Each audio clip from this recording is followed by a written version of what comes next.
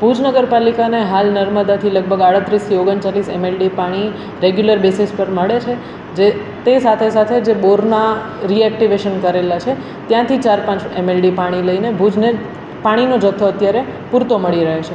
તેમ છતાંય ક્યારેક ટેકનિકલ ખામીના કારણે જો વિક્ષેપ સર્જાયો હોય તો બધા જ સપ્લાય એક દિવસ ડિલે થઈને મેક્સિમમ 5મા દિવસ સુધી બધા જ સપ્લાય રેગ્યુલરલી કરી આપવામાં આવે છે.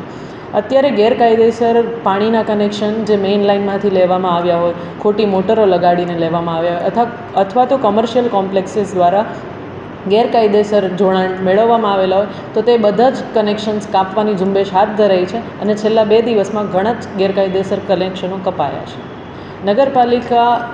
ભુજ નગરપાલિકા સક્રિય રીતે પ્રયત્ન કરે છે કે કોઈપણ પ્રકારનો જ્યારે લોકોને પાણી નથી મળી શકતું ત્યારે પાણીનો વેડફાટ ના થાય એ માટે આવતી જનરલ બોર્ડ બેસ્યા બાદ એવા પ્રયત્નો હાથ ધરવામાં આવશે કે આગળની યોજનામાં ફ્લો મીટર કે એવા જે ટેકનિકલ મીટર્સ છે એ લગાવીએ, જે કારણે આપણે પાણીનો વેડફાટ રોકી શકાય.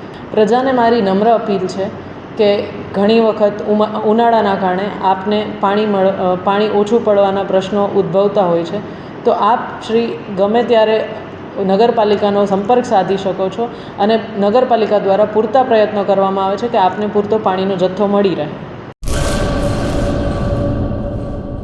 હેલો મિત્રો, હું છું અમિત ગોસ્વામી, ગુરુ મોબાઈલ એન્ડ ઇલેક્ટ્રોનિક્સમાંથી. આજે હું તમારી સામે લઈને આવ્યો છું આઈફોનના દરેક ફોન તમને લોન ઉપર મળી જશે.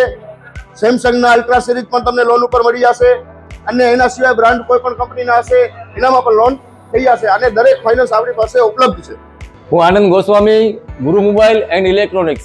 અમારે ત્યાં તમને પ્રીમિયમ સિરીઝના હેન્ડસેટ, આઈફોનના, સેમસંગ, વનપ્લસ, વિવો, ઓપ્પો દરેક કંપનીના મોબાઈલ તમને લોન પર મળી રહેશે. સારું સિબિલ ધરાવતા લોકો માટે 0 ડાઉન પેમેન્ટ પણ છે. અને સાથે મિત્રો ઇલેક્ટ્રોનિક્સની આઇટમ પણ દરેક 0 ડાઉન પેમેન્ટમાં પણ થઈ જશે.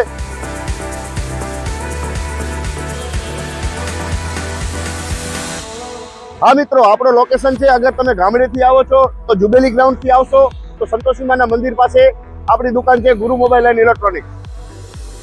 અને જો આપણે ભુજથી આવો છો આપણી દુકાને તો વીડી હાઈસ્કૂલથી લોહાણા ભવનની સામે ગુરુ મોબાઈલ એન્ડ ઇલેક્ટ્રોનિક્સ. અને અન્ય 2 બ્રાન્ચ છે આપણી, એક જનતાગર નીચે છે અને એક લાલ ટેકરી છે.